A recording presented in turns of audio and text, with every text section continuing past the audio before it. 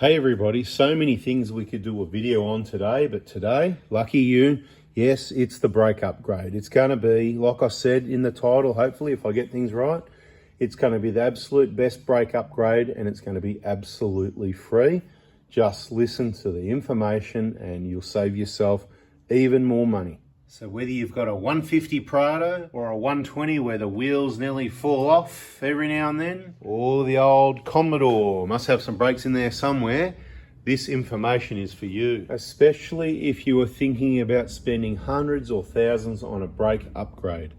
Remember, back to the basics, back to common sense, and that's what we talk on this YouTube channel.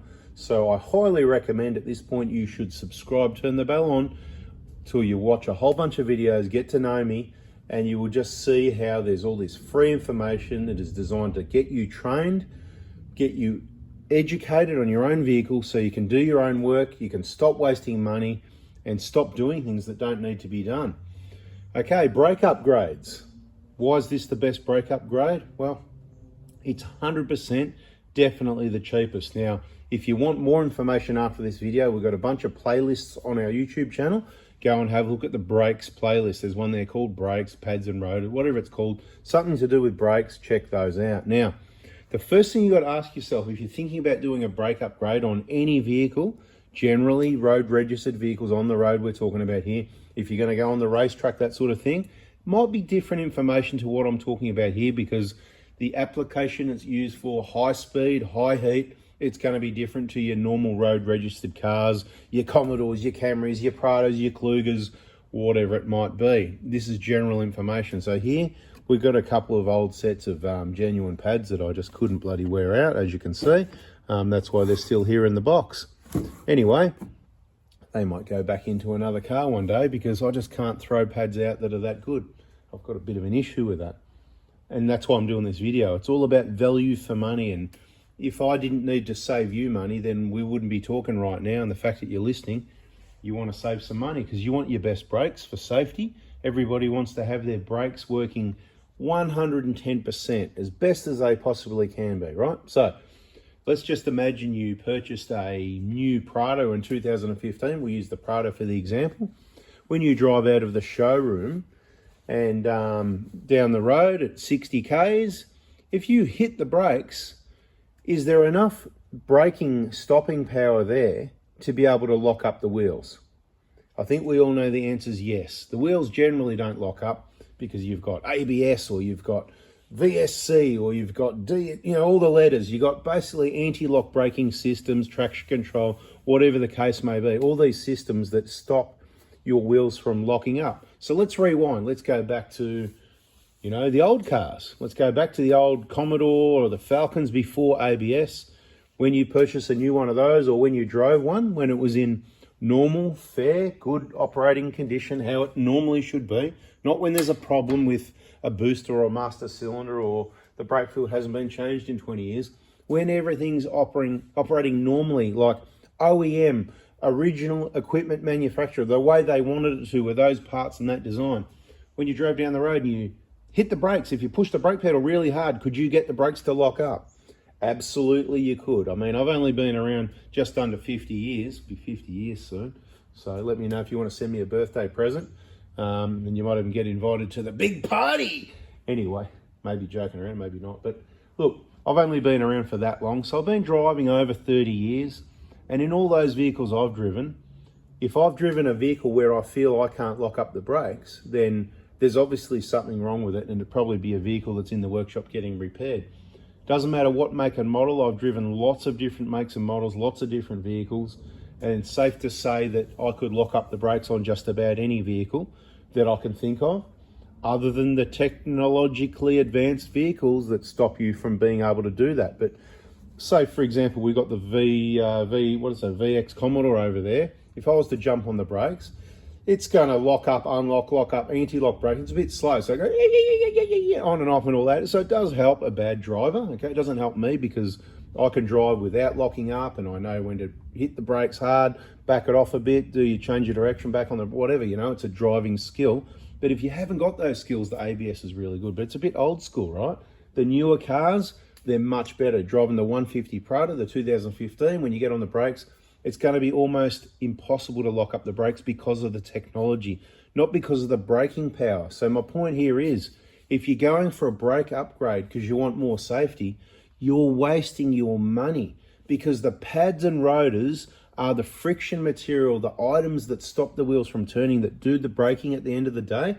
And the vehicle's already exceeds what's required to lock up the wheels, which is more than maximum braking, because when you're skidding, it takes you longer to stop, okay? You don't want to lock up your wheels, okay? So by adding more braking power, all it means is your brake pedal feels better, perhaps, depends what choice you made. And if you had it installed correctly, it could feel a lot worse, could be dangerous. Just leave it alone. This is why it's free, because you don't need to do it. So sorry if, that was too long, but I really wanted to explain things. Okay, it's going to take a bit longer. I've got about another 5 minutes to go, right? So you get it, you push the pedal, it's already going to stop. So if you've done a change of pads and rotors upgrade, spent hundreds or thousands of dollars, and you think your brakes are better, well, they're not better. It's just your pedal feels better because you've got bigger rotors or different material, different pad material that require different amount of friction in the pad, so different amount of pedal. And there's pros and cons. There's always compromise in brake pads. You want them clean, you want them dirty, you want them noisy, you want them quiet. You want them to grind the rotors or not. You don't want them to grind, but how much friction? You can't have There's always a price to pay. It's always a compromise. There's lots of different brake pads, lots of different makes and models, and lots of different pad designs. But what I'm going to say is these Toyota pads are the best value for money for your Toyotas, because they are pretty well priced, especially off that website, lsiauto.com.au. With that discounts code we supplied, already great value for money, cheaper than your dealer. Why would you go there when you can get it cheaper? And you can use the code 4B4, just like the YouTube channel, FOURBY, 4B4-2024, and get your genuine pads off the LSI website delivered to your door. And you can use their horsepower rotors, because at the end of the day, rotors are rotors. They're new, they're straight, they're flat. They're going to do the job. They're brand new, flat pads, flat rotors. That's as good as it gets, right? You've got a perfect contact area, which is what you want. But there's a few variables when it comes to replacing pads, and that's what I'm going to get to in a minute. I just want to finish off saying, so do you understand what I mean? If you were to make a vehicle safer, the first thing you would do was change the suspension, perhaps. For example, in a Prado, you would possibly lower it a little bit. You could firm up the springs. You could change the valving of the shock absorbers. But once again, it's always a compromise. For what surfaces do you want that to work on?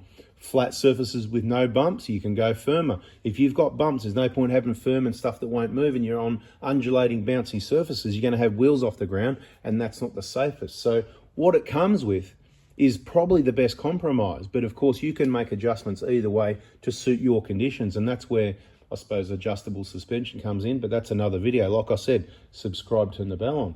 The other thing you could do, you could get better tires. Now, wider tires, more rubber on the road, more traction could be advantageous for some circumstances, but under other circumstances, you might have more tire roll, and therefore it's a disadvantage. Once again, compromise. What the vehicle comes out with, that size, is going to be the best all-round compromise. Once again, your personal needs may be different to what the compromise is. You may be more suited to one, like a racetrack type conditions, then different suspension, different tires, and different brakes. So that's where there's a variable to this video. But speaking to the vehicle, the people with the vehicles that are registered on the road, normal driving within the speed limits generally, even outside of that a little bit, the genuine brake pads, the standard rotors, doesn't matter if you use genuine, RDA, DBA, horsepower, whatever, it's all made in the same factory. They're just bloody rotors, and you're not using them that hard or fast that you need drilled or slotted. They cost more money, they can cause some other problems, and they're more difficult to machine, so you don't need that. A lot of people are going to disagree with this, and that's fine, each to their own. One of the biggest contributors to your brake performance is your brake fluid. It needs to be completely replaced and bled through every 2 years or 40,000 kilometers, whichever comes first. This is really important because brake fluid is hygroscopic, and I'm not reading from a book, people. I'm just here. There's no script. This is going pretty well. I reckon this is an awesome video. That's what I think. So hit the like button, right? It's hygroscopic, which means it absorbs moisture over time. So your brake fluid might start off, let's say 250, 300 degrees. Again, depends what type and what brand and all that. Just ballpark numbers here. but over time it absorbs moisture. So when it's 10, 15 years old, it might be down to 150 degree boiling point, right? Water boils at 100 degrees, right? Correct, everybody knows that. Back to common sense, like we said. So if your brake fluid absorbs enough water, and my XE Falcon that was 10 years old when I tested the brake fluid when I was at trade school, when I was a first year apprentice, the boiling point was 140 degrees on a 10-year-old car. How many times was the brake fluid changed? I don't know. I don't know what really happened with that service history. It was meant to be done. It was filled out in the book. So this is the old thing where people just don't do things they're meant to be doing what they get paid for. So careful who you let work on your vehicle. But if the brakes are hot, it goes through to the fluid. You're not going to get a good braking performance with old brake fluid. A brake fluid flush is cheap.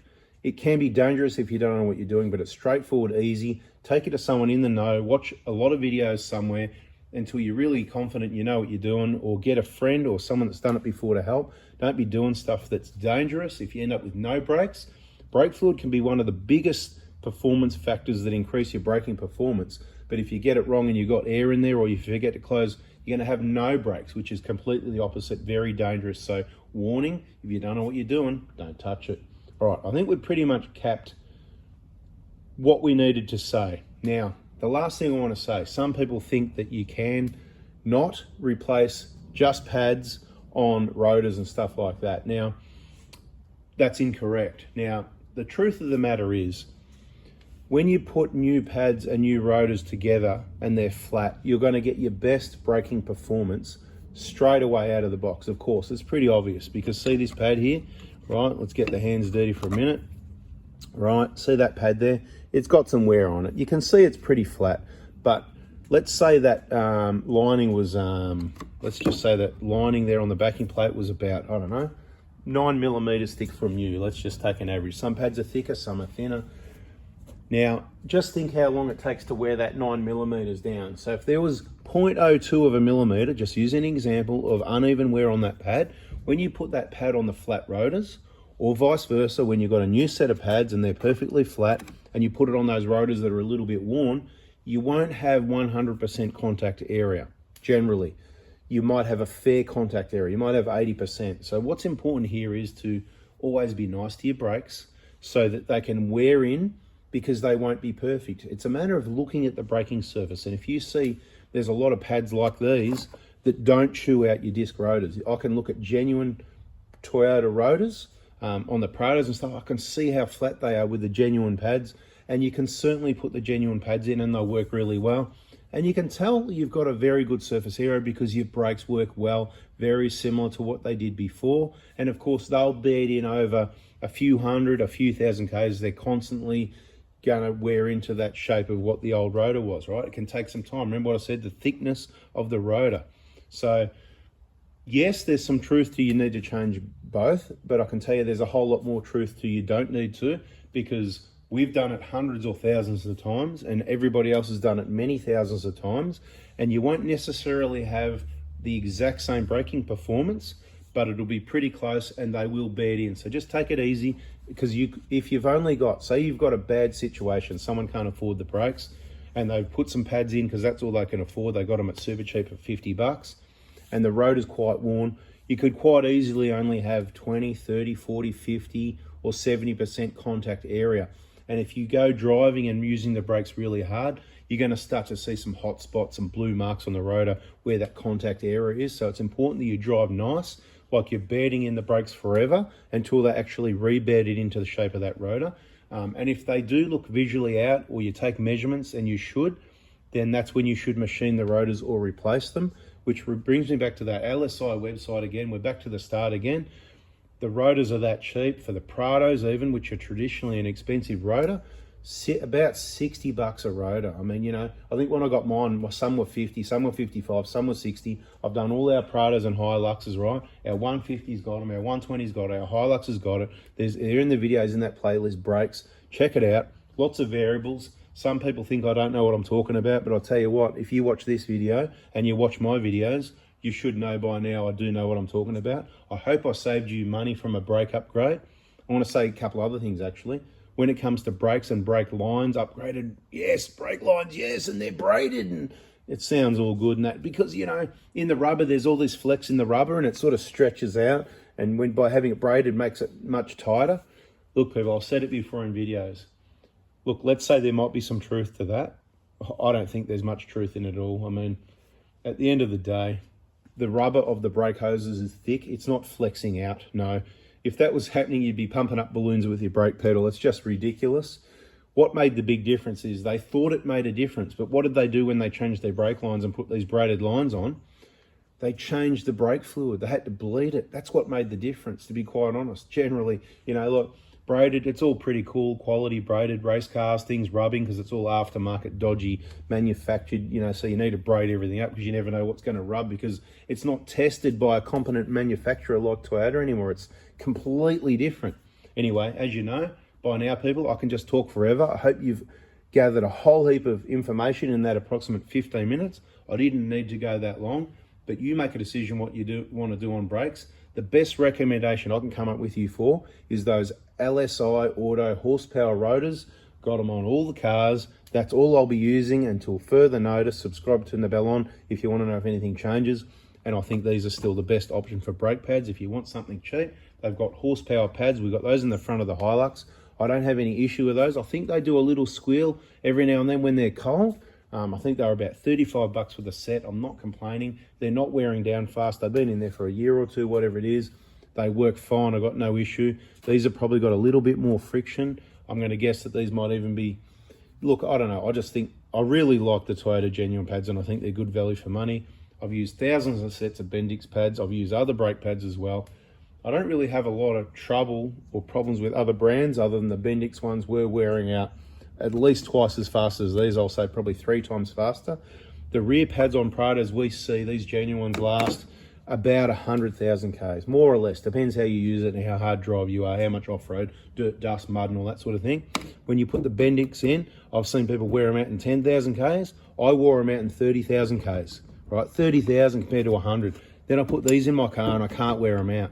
Then I put new rotors on because I want to try these horsepower rotors. So I put another new set of pads to do the right thing because I can afford to do that. And here they are, right? They just don't bloody wear out compared to the Bendix. So not to bag out Bendix, but bada bing, bada boom. Don't forget the birthday presents. Send me a text message and I'll send you the pay ID and you can show me the money. What we're going to do, if you want to contribute to the 50th birthday gift, if you made it to the end of the video, this wasn't planned actually, I just keep talking. Isn't it amazing? Isn't it amazing how much I can just keep talking and share the information and the knowledge with you? And how good is it? I just reckon this is a great video. I'd give me the thumbs up 100 times. Anyway, pay ID. What I'd like to do is get some money together to buy a big spit roast and a big lamb to put on the spit roast. There you go. So that's what we're going to do. You want to be a contributor to the birthday gift. It's all about everybody, getting everybody together anyway. It's not about me. I don't really care. Have a few drinks, so a few bottles of gin with the change, a few slabs of Great Northern and Coronas and some lemons and some snacks, and just keep everybody happy. Get everybody together and have a good time. Bada bing, bada boom. Maybe we'll catch you there. Hope you made it to the end of the video. If you did, you're awesome. And bada bing, catch you in the next one. See ya.